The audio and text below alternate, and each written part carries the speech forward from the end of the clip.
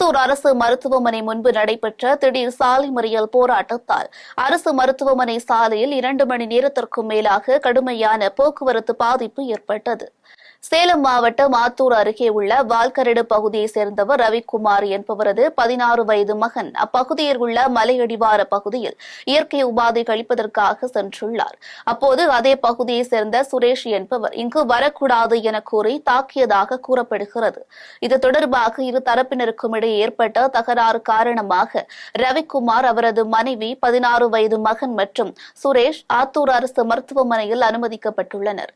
இதுகுறித்து காவல்துறையில் புகார் அளித்தும் எவ்வித நடவடிக்கை எடுக்கவில்லை என கூறி ரவிக்குமார் தரப்பை சேர்ந்த உறவினர்கள் ஆத்தூர் அரசு மருத்துவமனை முன்பு திடீர் சாலை மறியலில் ஈடுபட்டனர்.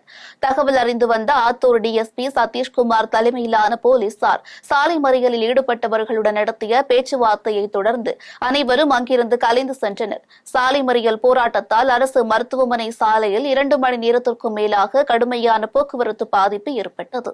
என் பையனை அடிச்ச உடனே ஏன் என் பையனை அடிச்சிங்க அப்படின்னு கேட்ட உடனே வாடி என்னடி வேலை, என்னத்துக்கு வந்தீங்க அப்படின்னு சொல்லி முடிய இழுத்து போட்டு அடிச்சுட்டாங்கண்ணா. அடிச்சு வயிற்றுல எடுத்து வச்சு வயிற்று வலி தாங்க முடியல. இதை பார்த்துட்டு என் கணவர் கேட்க வந்தப்போ என் கணவர் ஏற்கனவே இந்த 3 மாசத்துக்கு முன்னாடி ஒரு பிரச்சனை, தடை பிரச்சனை போயிட்டு இருக்குங்கண்ணா. அந்த தடை பிரச்சனைக்கு சாட்சி கையெழுத்து போட்டதால நீ தானே சாட்சி கையெழுத்து போட்ட, அதனால உன் குடும்பத்தையே நான் அழிக்கிறேன், உன் குடும்பத்தையே நெருப்பச்சு கொளுத்துறேன், உன் குடும்பத்தை எல்லாத்தையும் ஒருத்தர் விடாம நான் ஒழிக்க போறேன்னு சொல்லிட்டானா என் கணவரையும் தாக்கிட்டாங்க. என் கணவர் இப்ப நெஞ்சு வலியால துடிச்சிட்டு படுத்திருக்காங்கண்ணா. இந்த ஹாஸ்பிட்டல்ல பெட்ல தானே இருக்காங்க. சாலை மறியல் காலையில 8:30 மணிக்கு நாங்க கம்ப்ளைண்ட் கொடுத்தோம். எந்த ஸ்டெப்புமே எடுக்க மாட்டேங்கிறாங்க காவல்துறையை. அதை நாங்க பாதிக்கப்பட்டவங்க என்ன சார் பண்றது? வேற எங்களுக்கு வழி தெரியல. நாங்க தாழ்த்தப்பட்ட ஜாதிங்க, தாழ்த்தப்பட்டவங்களுக்கு எந்த ஸ்டெப்பும் எடுக்க மாட்டேறாங்க.